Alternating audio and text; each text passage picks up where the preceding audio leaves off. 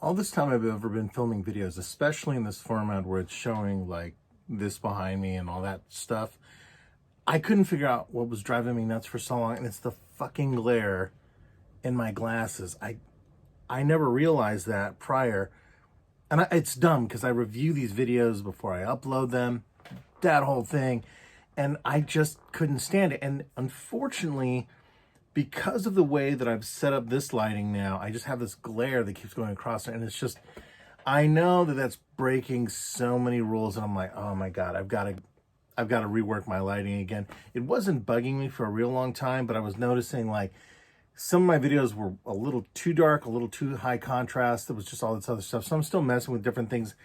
I know the challenge is that, and I'll explain why. There's lighting that is installed in the ceiling in the studio. Unfortunately, it's sort of these disc lights, and they're fine. They work really well, but I rarely use them. Had I thought better, I would have put more of them and I would have utilized them in different ways in here. But unfortunately, the best and most optimum lighting, even when I'm just working in here, when I'm not making videos, is with them turned off. And the reason for that is that the glare that they show on, especially this angled monitor and some of the other things that I'm working on, it just doesn't work. There's one directly over to the side of me right here. It's about a half a foot in front of me and then over to the side. If I'm working at my workbench, it will light behind me, and I have multiple lights now on my workbench, if you guys have seen that before in previous videos, and I have to turn them all on to really knock the shadow out in front of me. It's absolutely weird how the one thing that I really got wrong was the lighting in this room. And unfortunately, it's not as simple as just adding more lighting in. The whole ceiling was engineered in a way where I used pallet bottoms to basically create the whole thing. And I can do another video on that. I'm actually planning on getting my shit together and doing a complete view of the studio and some of the workspaces and stuff, but considering everything that's happened, I fell way behind on that as well too. And that's not a priority. That's just some ego trip bullshit where I just kind of like, hey, look at the studio I made.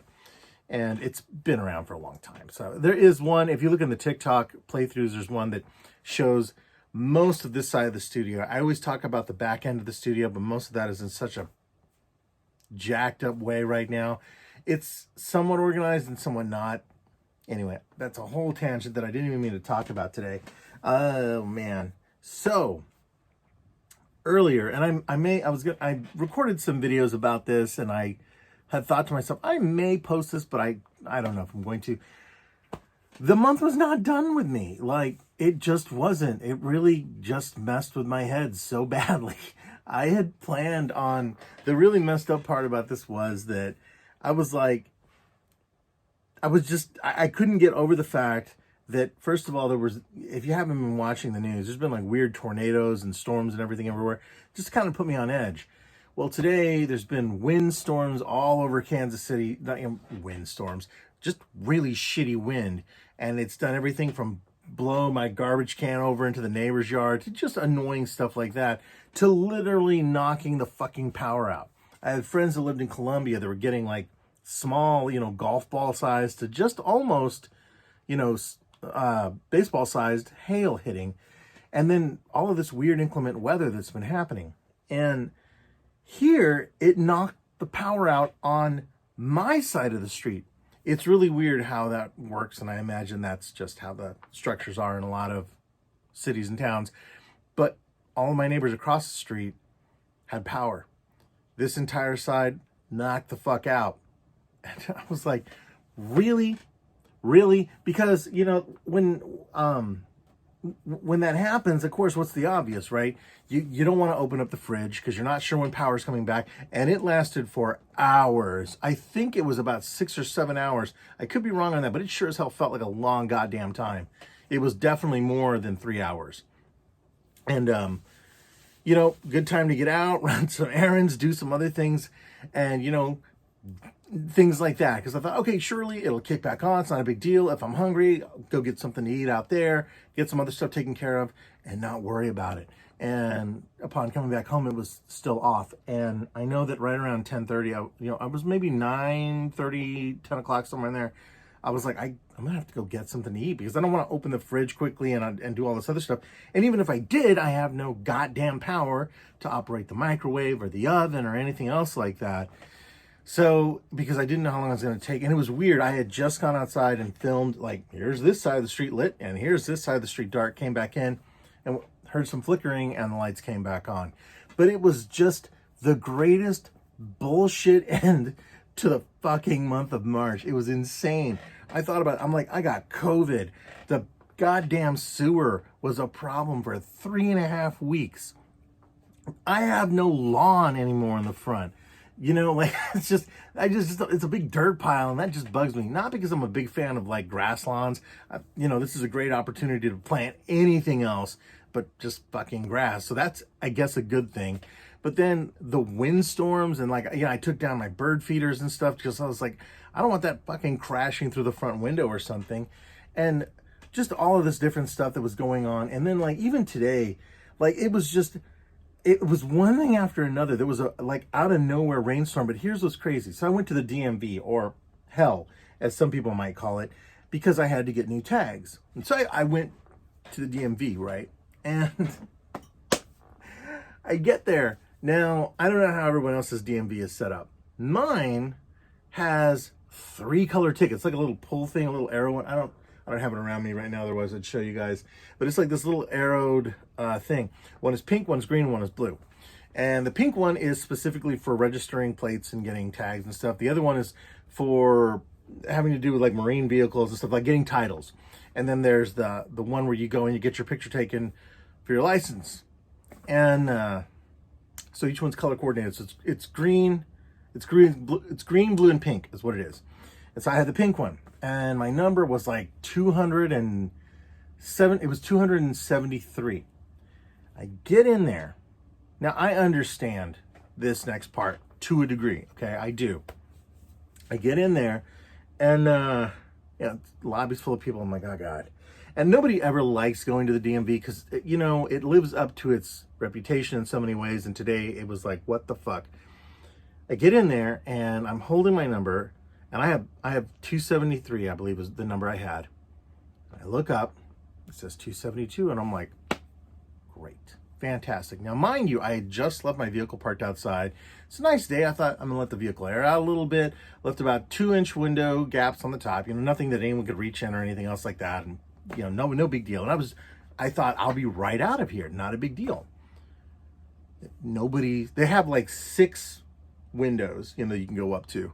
And there's one person for the license thing and one person for the title registration. A bunch of people in there. Everyone's got their little tickets.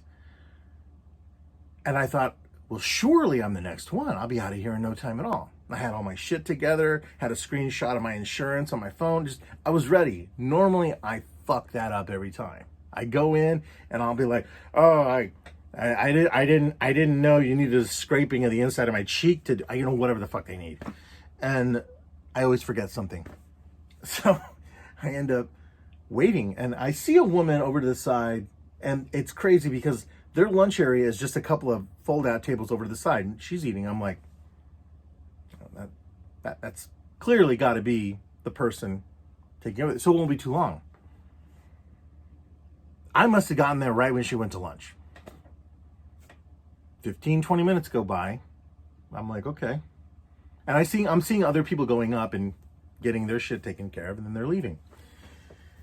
She gets done, and she walks by at some point in time, and I thought, well, maybe she doesn't work here, or maybe she's doing something. I was trying to rationalize in my mind, and then I thought, should I be here? Did I miss a memo? Was there a sign posted over there, you know, saying that nobody's actually working? And I thought, no, that's insane. There's clearly somebody that needs to be doing this.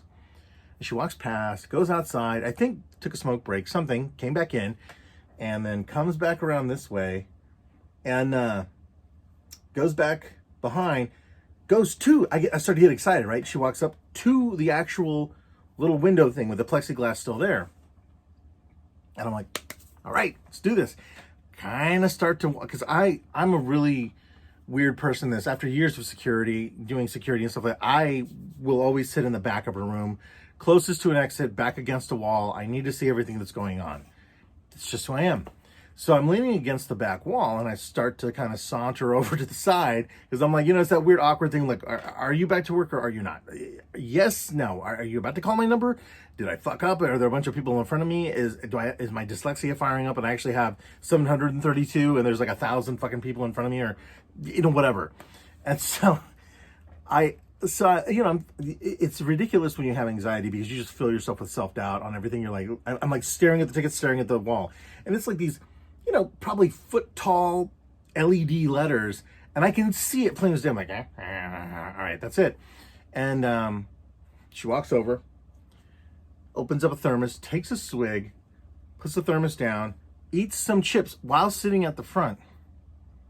I'm just staring, Now I'm not trying. I'm like trying not to stare at the person. Okay, I'm really trying not to. And I'm all right. Finally, by this time it's been 34 minutes or so. I'm like, okay, I hope they enjoyed their lunch, and all that. She gets up there, and she went away for a second. I'm like, oh my God, where the hell are you going? You were right there. She comes right back. I'm not shitting you. Like, kind of pops her elbow, does this. You can hear the cracks. And all I'm thinking is like, come on. She moves a little card over to the side that says away, moves it to the side, finally calls my number. I get up there. Okay, now all day long I noticed it was cloudy, right? But it seemed like all the clouds had passed on. And she calls my number.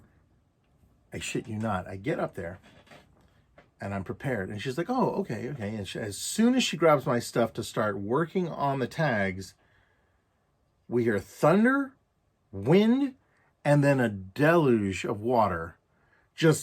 It was fucking raining sideways. People outside, shit going crazy. I heard it, and then I saw it, and I looked out the window, and in my heart, like, I could only think of the tornadoes that have hit different areas. I thought, this is how I die. I'm gonna die here in the fucking DMV. But I stayed calm because I was like, if it's gonna happen, I'm not gonna go out, crying. I'm just gonna accept my fate. This is this month just finishing me off, right? And so I could do nothing, right? And everyone's like, oh my God, my car, I left my windows down. I'm like, yeah, I know, this is gonna be terrible. And so she's taking her time, getting through the things, everything else like that. Would you like to renew for 1 or 2 years? I'm like, just 2, let's do 2 and all this other stuff. I never have to come back here for 2 years and did all this shit. And so we get all that done. She gives me my stuff back, gives me my 2 little red stickers. And I go outside. I'm standing outside the front door and it's still raining sideways, inverted umbrellas in people's hands and shit. I'm like, I'm going to walk down to the Dollar Tree store, which was just a few over. And I went in there to buy some stuff. I actually had needed some electrical tape for this whole other thing that happened with the kitchen. I didn't have any. I normally always have electrical tape, and I just didn't have any. But I went down to go buy some of that and some other things, $1.25 for shit. I get down there, and this is the first thing that happened where I'm like, I just shouldn't be interacting with people in general. I have a pet peeve because I used to work like loss prevention. I've worked security and things, and that's just sort of my thing. Where if I see people doing something wrong, I kind of want to say something. I didn't, and I'm gonna preface this by saying I didn't say anything this time. But what happened was I go in, I'm in Dollar Tree, and there's actually this kind of cool action figure line that Dollar Tree does called Final Faction. And all the toys are like $1.25. They make great things for customizing, for painting and stuff. And I was looking for one specifically to customize, to show a group that I belong to, like, hey, here's some painting skills I have and that sort of thing. And it was also to like mess with it and things, just for fun, just a hobby I have. And so I went in, I'm back there looking through their, as adult men do now, and looking through their shit. And there's a young couple that comes down the row, and they've got this young daughter. Now this little girl is maybe 5, 6, really mad at everything. And she's just lambasting her mother, talking back to the man who I wasn't sure if it was the husband or the boyfriend. It doesn't really matter. They're talking, they're going on about things, and the next thing I see is that they said, well, what toy do you want? And she's like, I want pink and white. I want pink and white. I think those were the colors she was asking for. And so the mom was like, well, I don't know which one it is. You know, they're in baggies. You know, doesn't this look cute? You can get any one of these things. I don't want that one. I want this one. And I thought, man, you know, if that had been my parents, I just wouldn't have had anything. Right after I think that in my head, I hear the distinct noise of like a blind bag being opened. And I look over and the mom is popping open toy bags to find the right one. They didn't end up finding it because it's random. You know, that's how those things work. She opened like 5 or 6 of them and then like tore open 2 boxes trying to find a pink and white toy, even though, you know, the crazy part is, you know, you don't even have to be a toy collector. There's fucking pictures on the outside of the box. If it's random, it's random. It's just kind of what you live with, right? And the crazy part is, I don't know about you guys, but I've seen more and more of that happening. I've seen that happen in retail stores, like in the deodorant aisle. I have actually seen people open a deodorant, take off the safety cap, run it up, put it on their hand or smear it on themselves, cap it, and then put it right back in the front. I just wonder sometimes, why? Like, even when I go to an art store, you can tell, and there'll be signs saying, please don't spray, you know, the spray paint. And there's a point, I'm going to tie this back into AI here in a second, because there's a really funny thing I want to talk about with that. I honestly think to myself, I'm like, Jesus, are we in general as a society getting stupider? And I really mean that. Now, the reason I bring up the AI thing is, and I may have touched on this before, AI is trained utilizing a lot of different input. And depending on the AI and what you're trying to train it in and all this other stuff, there are categorically 2 different types of information. There is high quality information and there is low quality information. Unfortunately, because we are humans, the amount of high quality information is definable by being things like a thesis, something written by somebody with a doctorate, you know, news that is particular and factual, historical documents, documents of provenance, anything like that. Any of those elements make high quality input. People that have trained AI have discovered that a rather large amount of the input is actually from what they call low quality content. That is memes, posts, opinion pieces, radical political ideologies, regardless of the origin, cryptozoology, bullshit, essentially. And that it actually affected AI model studies, because AI is it's generative. And that was something, in fact, that if you get a chance to watch, oh my God, I'm gonna have to come back to that. There's a guy, Adam Ruins Everything. That fellow did a really good show about it, and I just got done watching it earlier, and it was brilliant. He really covers the whole thing better than I'm doing right now. But going back to that AI concept, when they were trying to get it to learn, they were noticing that because the overwhelming influx is all the bullshit that the internet is. Because truly, I want to say that a good 80 to 90% of the internet is just us being stupid. It's ingesting that and pushing it out. And it was causing all kinds of speech pattern issues and other things like that. It literally was lowering it down. It was dumbing it down. And there are times whenever I think, like, no matter what the sign is, no matter what you put up, you could put like, my art is this much money, or please don't lean over the railing. It's a 700-foot drop onto sharp rocks and rabid bears that are accompanied by crocodiles. And people will lean over the railing to take a photo. I had to ask people to get off sculptures. I have a clip somewhere. I'm not going to post it because I can't find it, but I do have it somewhere. I sometimes would record what the hell people would do at the Nelson Atkins Museum. And there was a wedding party where we have signs all over the place going, please don't climb on the statues. Please don't do this. Please don't do that.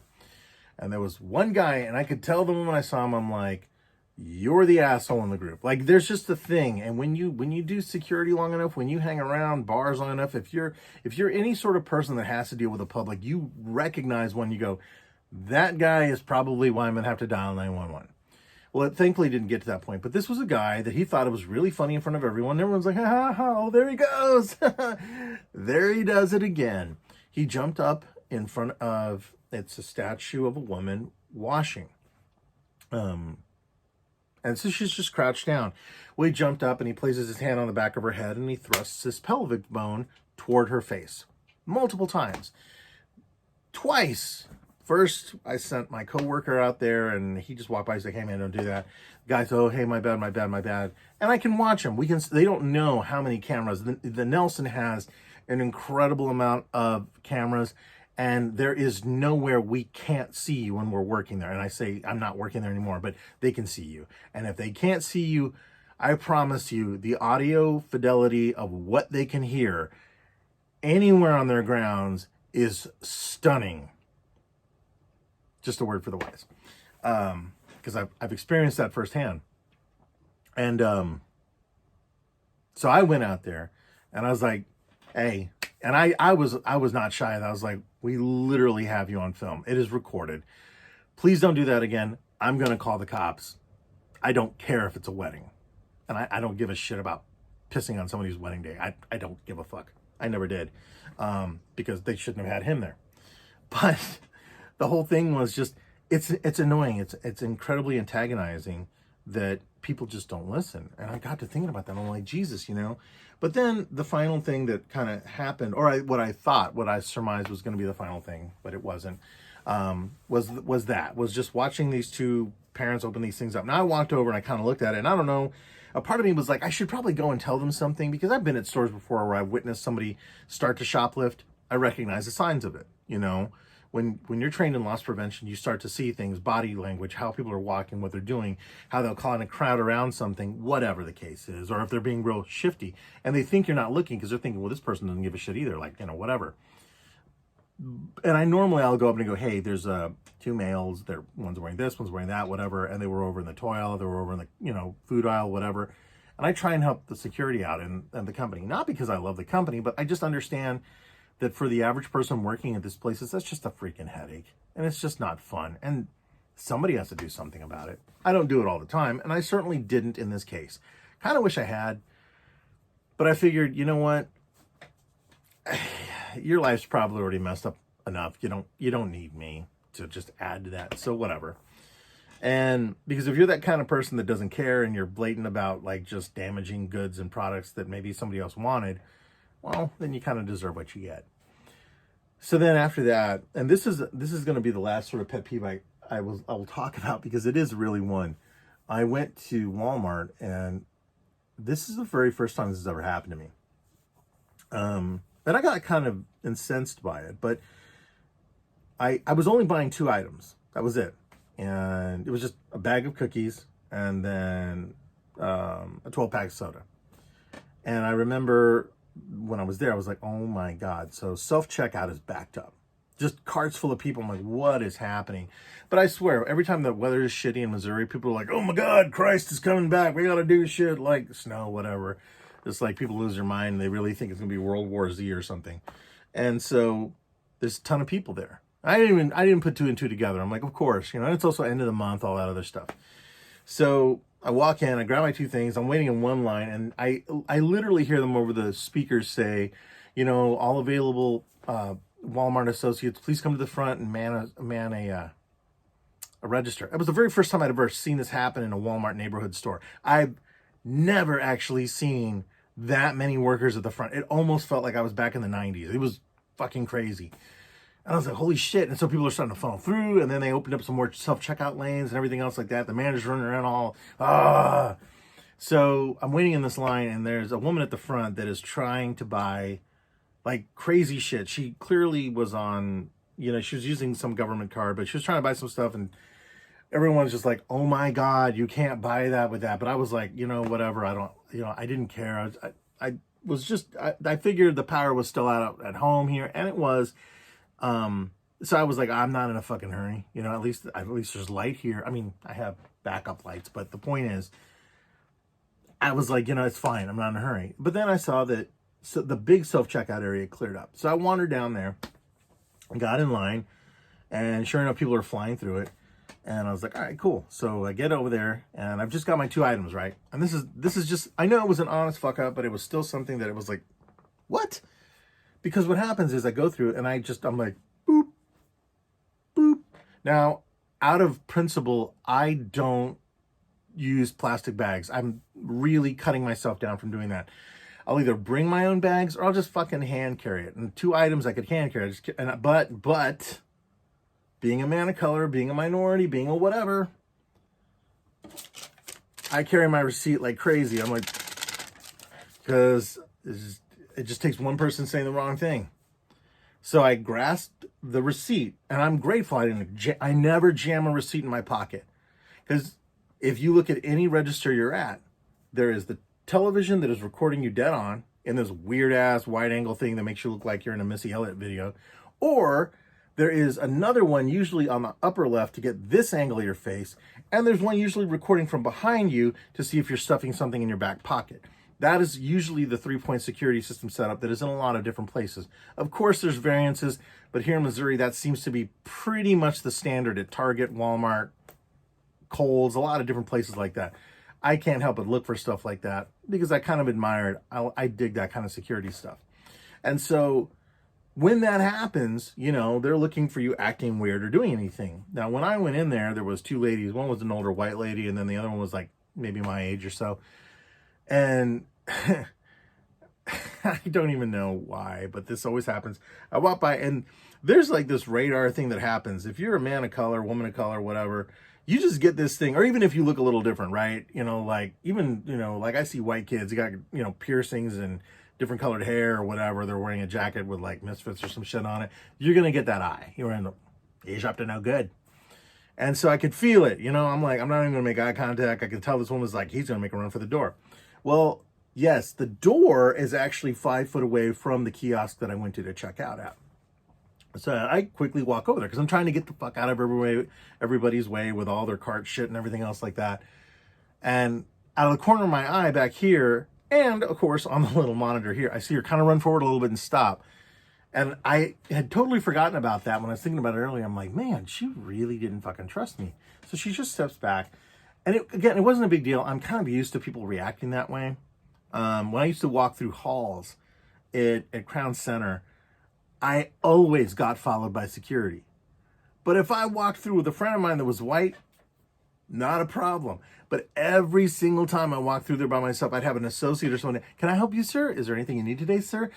Are you looking for anything particular, sir? Yeah, for you to leave me the fuck alone. So, but it, you know, it's whatever. And after a while, you just, as dumb as it sounds, you get used to it. So I go boop, boop, and I get my things, and what I fucked up on was I left. Oh, I know exactly what I did now that I'm thinking about it. Because I wasn't sure how I did it, and I didn't think about it when it happened. I'm like, oh, well, okay, whatever. I scanned them both. I paid with $10 in cash, okay? And I took the money, because it came to like, I think, $8.47 or whatever it was. I get my dollar something and change back, and I put that in my pocket, and the receipt is sitting right there. Well, I had the sodas in this arm kind of cradled up, and then I had the bag of cookies in this hand. So I just kind of scooted the receipt over and put it on top of the little bag of cookies. But when I did, I forgot that the goddamn UPC was on the bottom. So when I turned to leave, because I didn't bag anything, I didn't want to put it in a bag, boop. Well, I just kept on walking like that. Sir, excuse me, sir, did you pay for that? And I turned around. Like, I can't help that. If somebody says something, I always turn around because I'm not sure what's going on. And I didn't want to look guilty. None of that, you know, it just, if I hear somebody getting combative, I turn around. I'm like, fuck it, I'm going to face it. Nothing's happening to me from behind. Fuck that. And so I turned around. I was like, yeah, I paid for it. Here's my receipt. Showed the receipt, right? It should have been enough. And I'll tell you why here in a second. So she comes over. She's like, sir, did you pay for that? And I was like, yeah. Well, then why is this charge up here? And she's like, I'm like, well, here's the receipt. And she's like, why is this charge up here? I'm like, ma'am, here's the receipt. And I'm literally taking the receipt. And it's on top of the thing. So I put the cookies over here on top of this. I'm like, here's the receipt. Here are both of the items I have. I didn't take anything else. It's the identical item right here, okay? And she's like adjusting her glasses and looking at it. And she pulls the receipt from my hand. She's looking at it and everything. And she's like, well, then why is this rung up? And I was like, I don't want to use a plastic bag. I simply have the receipt in my hand. You can review the footage. I just passed it over and it accidentally beeped. I didn't think about it. I was on my way out. I figured it wasn't a big deal and the system would reset, or, you know, you would have noticed it, you know, that sort of thing. I was trying my best not to be sardonic or sarcastic about anything.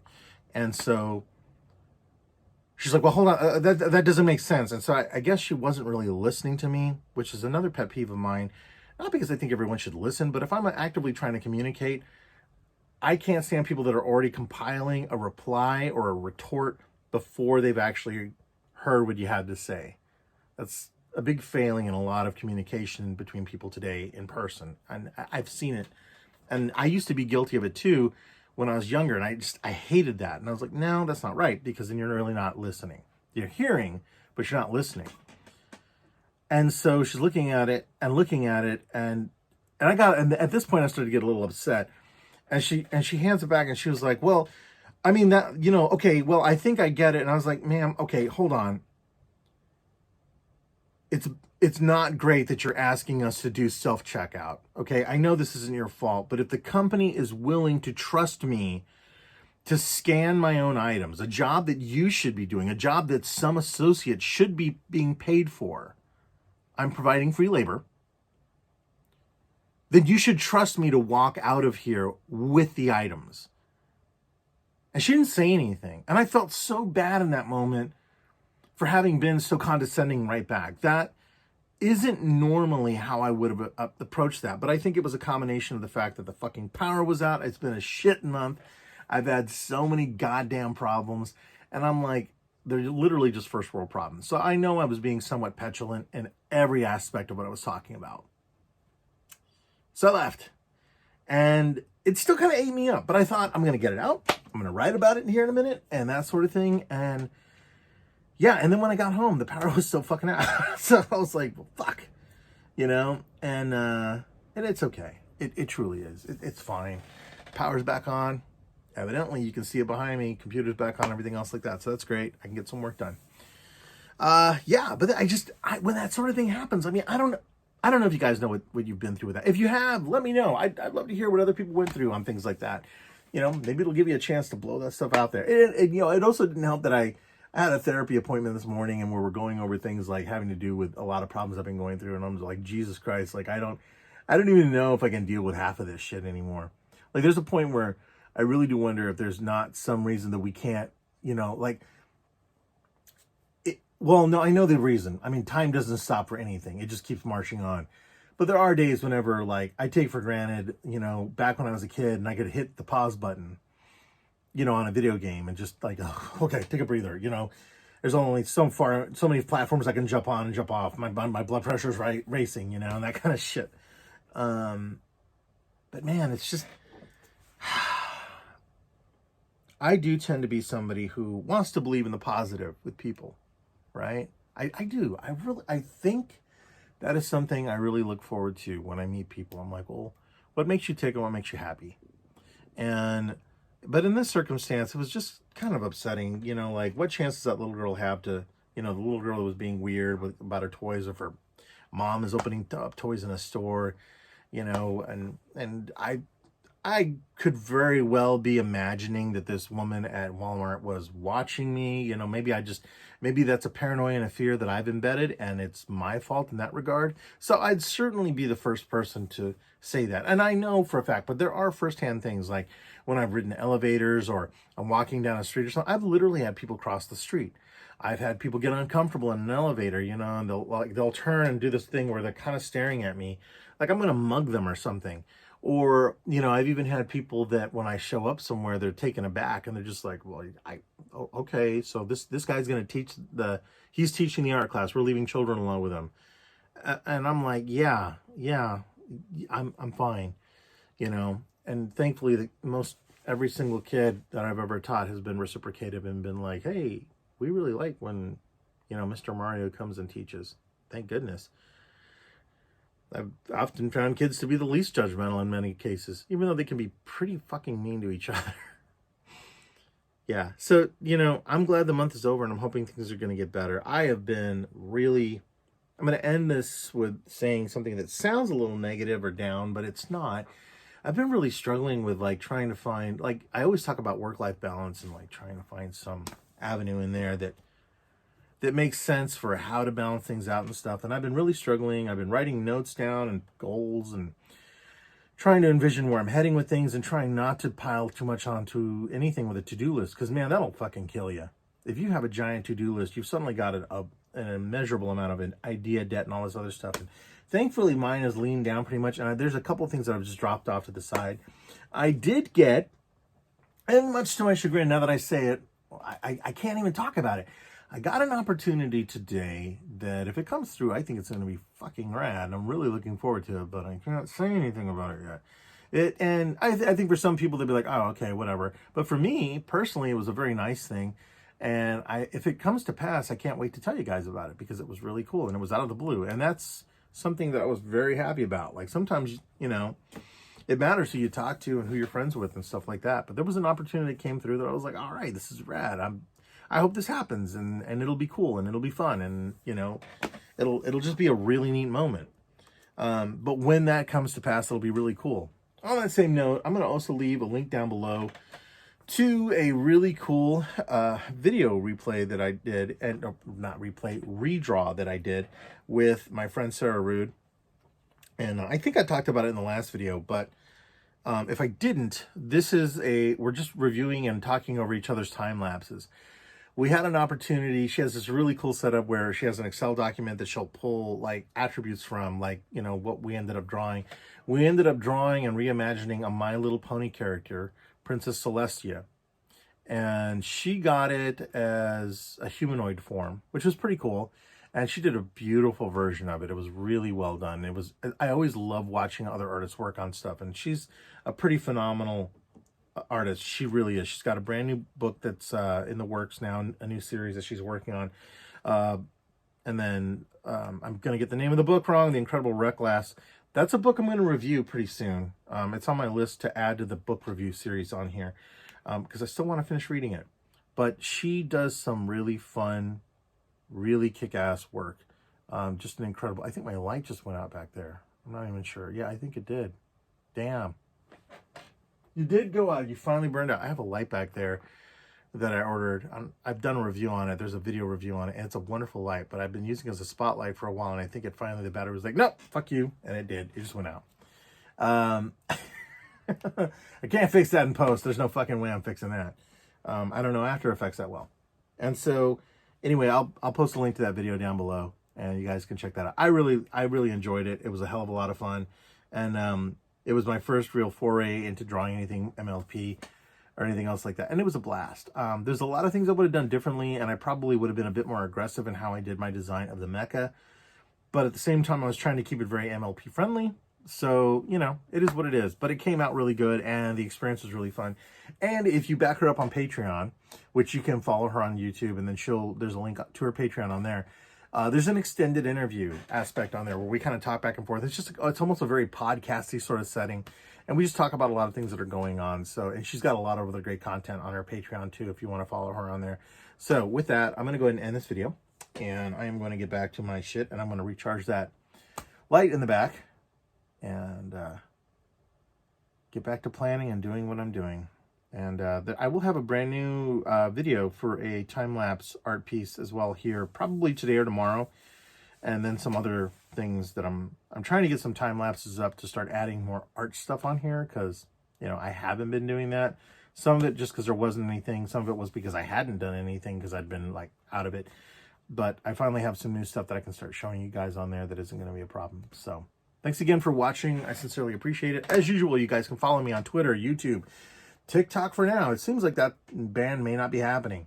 And, of course, Instagram, a couple of different places, lots of different places, stuff like that. You know, I ask you not to follow me in real life because that's called stalking. And, yeah. That was so much fucking funnier in my head. Bullshit. Thanks for watching, guys. And I will catch you in the next journal entry.